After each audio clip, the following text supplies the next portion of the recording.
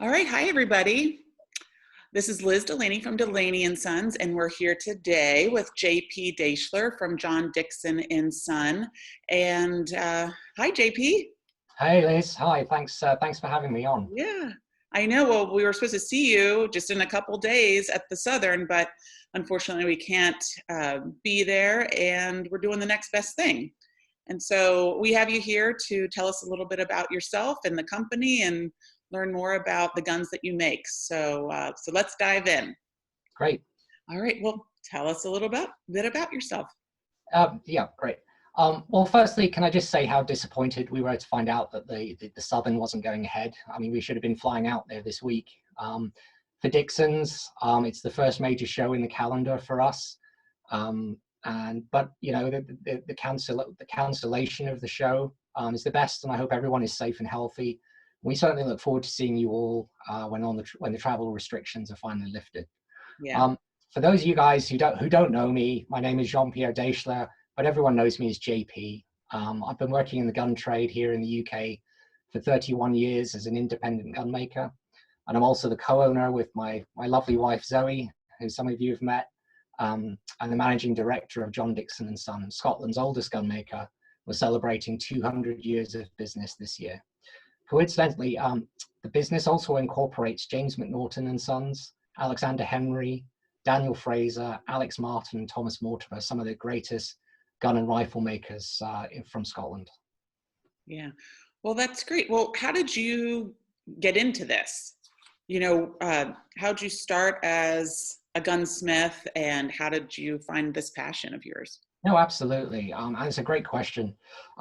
I grew up in the countryside. I actually grew up in Scotland. So living out in the countryside, every house has a gun and a fishing rod. And I'd get home from school and I'd be straight out the door again to go and shoot some pigeons on the farmland around my parents' house. As time went on, I was more interested in the aesthetics of the guns rather than using them, although I still use them today. So when I left school, I started an apprenticeship at the local gunsmiths as a stock maker, or in the old words, a handle maker. After completing my apprenticeship, I set up on my own, and the customer base just expanded from there. I offer repair and restoration of best British guns and started building new guns and rifles with my own name on them in 2014. Yeah. And so tell me a little bit about Dickson and Son. I know Sean bought a gun from you at the Southern last year and loves it. I laugh that it's like sleeps in between us at night. I mean, he loves it, and he shoots really well with it. And he has all the books about John Dickson and Son. So tell me about the company. Sure, no problem. So as I said earlier in my introduction, we're 200 years old. So I'm going to need to summarize this quite a lot. The business of John Dickson and Son was founded in 1820 after John Dickson completed his apprenticeship with James Wallace, the renowned gun maker in Edinburgh. Dickson stayed on with Wallace as an independent outworker to Wallace, and eventually became Wallace's foreman. So with John Dickson II, his son, joining his father, having served his apprenticeship with him. It was not until 1838 that John Dickson would open his own shop at 60 Princes Street in Edinburgh, with his son, hence the firm being known as John Dickson and Son from day one. John Dickson would run a brisk business building best quality percussion guns and rifles for the grouse shooting and the deer stalking in Scotland, and these were for the privileged Scottish customers only. The order books are full of names of wealthy landowners, lords, ladies, earls, counts, sheriffs, solicitors, professors, and physicians. It wasn't until 1848 that Dickson would move to his famous address of 63 Princes Street. That's the shop with the lion in the window. And Liz, I've actually got a photo that I'm going to just try and share to you, and hopefully we can see if we can get that up. Great. I know that you came out to talk to our shooters in Wales when we were there, and I loved seeing the pictures and seeing the guns and hearing you talk about it, and this was one of my favorite. Cool. Is that up on your screen now? Yep, it is. I see it. Yeah. So this is the shop that everyone knows Dickson's for. It's the one with the lion. Yes. And the story behind this lion is that it was shot by one of our famous, well, very well known African hunters, Ruy and Gordon Cumming, who bought many big rifles and guns from Dickson's to go shooting in Africa. It was his passion, and you can see some of his other trophies in the window there. Yeah. Now, the nice story about this is that this was back in in the 1860s when this line appeared in the shop window, and obviously many people had never seen a lion before. They'd only seen drawings in a book, and there were certainly no zoos around for people to do. So a story that's been passed down to me over the years was very much children after church on a Sunday would say, "Mom, Dad, please take us to go and see the Dickson, the lion at Dickson's." So no, that's a nice little sort of tribute to that. And since then, the lion has become our trademark for everything that we do. So yeah, it's hence you'll find the lion on all, and on all our branding, and it's the symbol of John Dickson and Son. Yeah, that's a neat story. I remember that one. Yeah. With the move into Princess Street, we are fast approaching the breech loading era with the hammer guns, and Dickson's would prosper with his beautiful hammer guns and rifles. As we approach the 1880s, this would bring the golden era of Dickson gun making. The introduction of the round action and its successful gun numbers skyrocket, increased dramatically. How many were you making? Yeah, in the region of that, from that period, there was around about 40 to 50 a year. But by the time we got to the 19s, the most we ever made was 85 in 1 year, which was 1903. So that's a phenomenal amount of round actions to go out the door in 1 year. And that's the golden age. It is very much so, between 1900 and 1904. Unfortunately, the arrival of the First World War in 1914 would be the start of the decline of gun manufacturing generally across the UK, with a brief revival in the mid-1920s, but another quiet period during the Great Depression in the 1930s depression, which affected the world globally. Dickson's would actually move premises in 1928 to Hanover Street just briefly, and then again in 1937 to Frederick Street. It would be the Second World War that would put Dickson's into a very long state of slumber, production on average of 5 to 6 guns a year, and certainly up to the 1980s.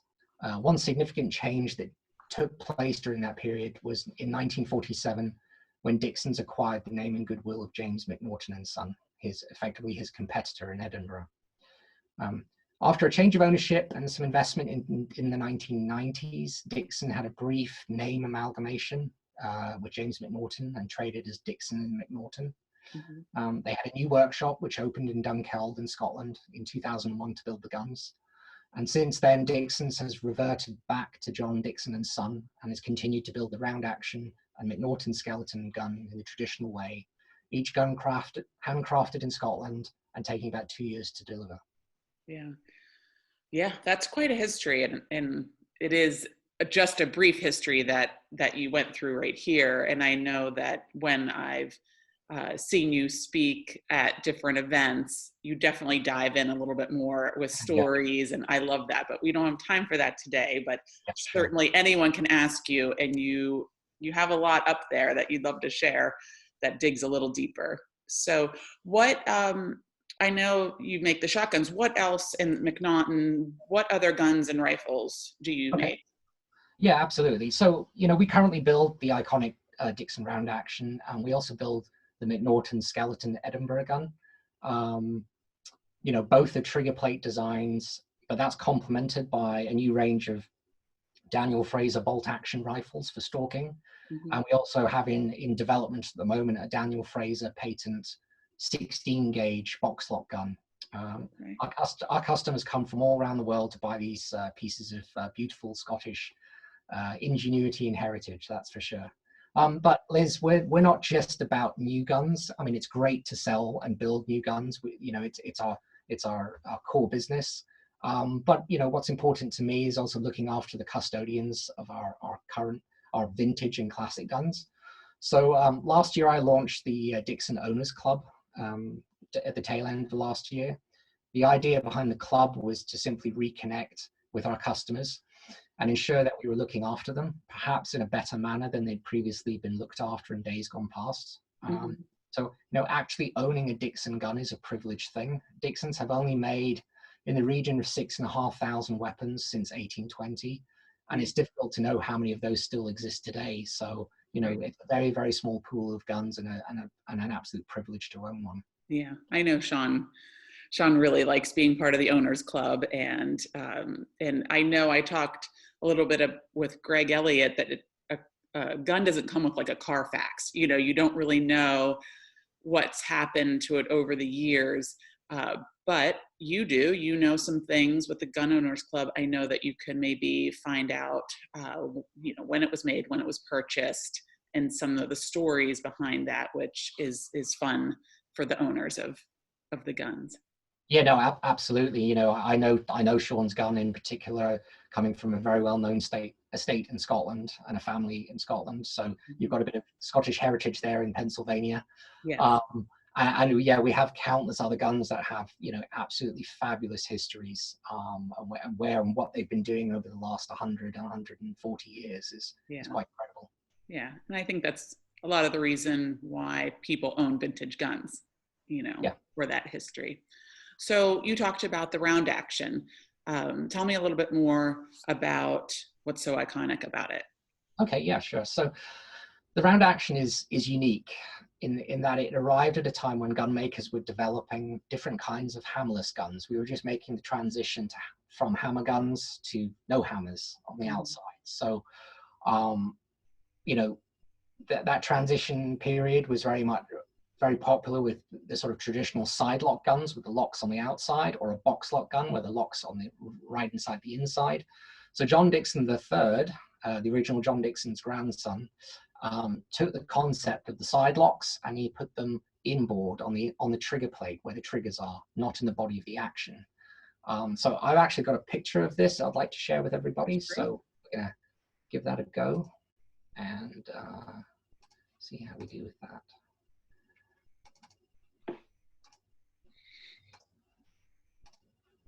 There we go. Yep, I see it. Great. So yeah, all the lock work is mounted above the triggers, and this enabled the gun to have a real rounded action. I mean, it's absolutely round, sculpted round there, hence its name. Mm-hmm. The patent for this design was initially filed in 1880, and this enabled Dickson to build a gun that was light for gauge, and with the weight firmly of the gun between the hands, the balance and poise was second to none. Dickson achieved what he set out to do, to build a lightweight, fast-handling grouse gun. He complemented this with an ejector system that he added in 1887, and it is also unique and very clever with a combined assisted opening system, allowing the gun to open very widely, and with the system in the action and not the fore end, enabling the fore end to continue with a rounded shape and be very, very slender. Mm-hmm.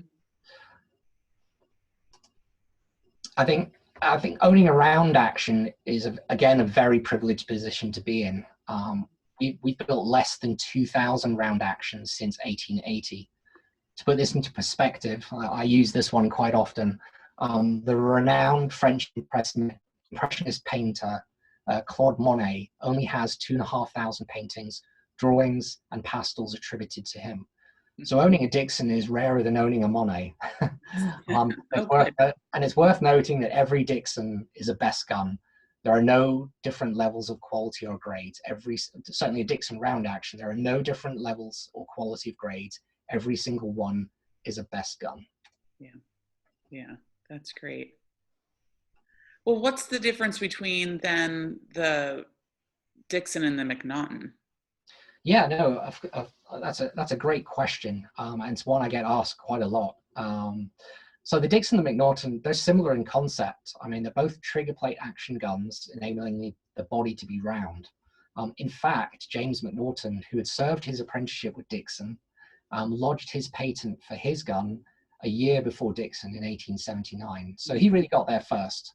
And a lot of McNaughton enthusiasts will remind me of that when I get too excited about Dickson guns.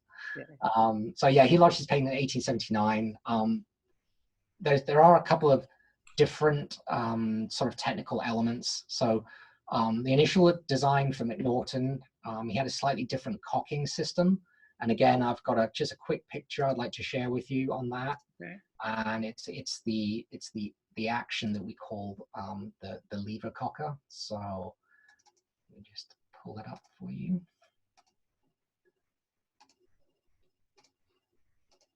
So yeah, the early McNaughton guns were the lever cockers. It has a really long lever, and that lever was used when you open the gun, it actually cocked the locks.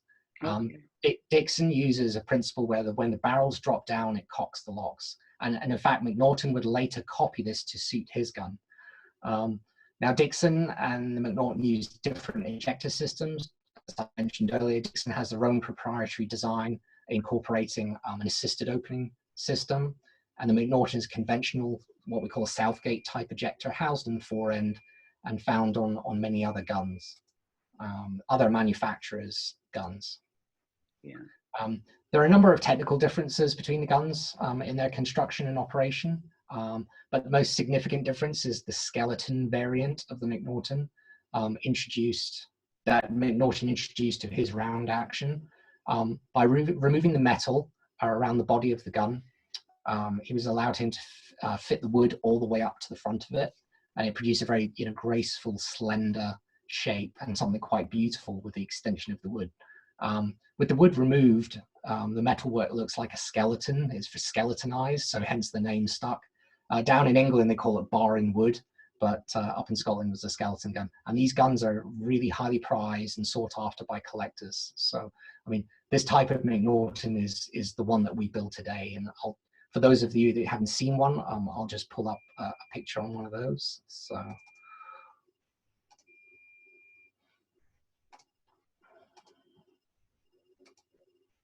There we go. So we've got a picture there of the wood being extended up. And if we flip the gun over, we can see the wood going all the way around the front of the action and what we call the McNaughton skeleton gun. And that, in fact, there is one of the new ones. That's a 28 gauge McNaughton that we built last year. Okay. That's neat. Well, good. Well, I definitely learned a little bit every time I see you. I learn a little bit more. And I always tell Sean, he tries to tell me things as I'm getting more and more interested in not just the shooting, but then what's behind the stories behind the guns. And I'm kind of getting more interested and curious about that side. And hearing you talk definitely didn't put me to sleep like sometimes I hear Sean talks about. Yeah. The guns. So if anybody has a chance to meet you in person or to hear your stories, they definitely should take advantage of that. And I know that you'll be at some more shows coming up, hopefully when this is all over. But tell us, how can we stay up with what you're doing and what you're offering and how to keep in touch with you? Yeah, no, absolutely. So as you said there, Liz, love to connect with people. If you see me over in the States at various shows, please come up and say hello.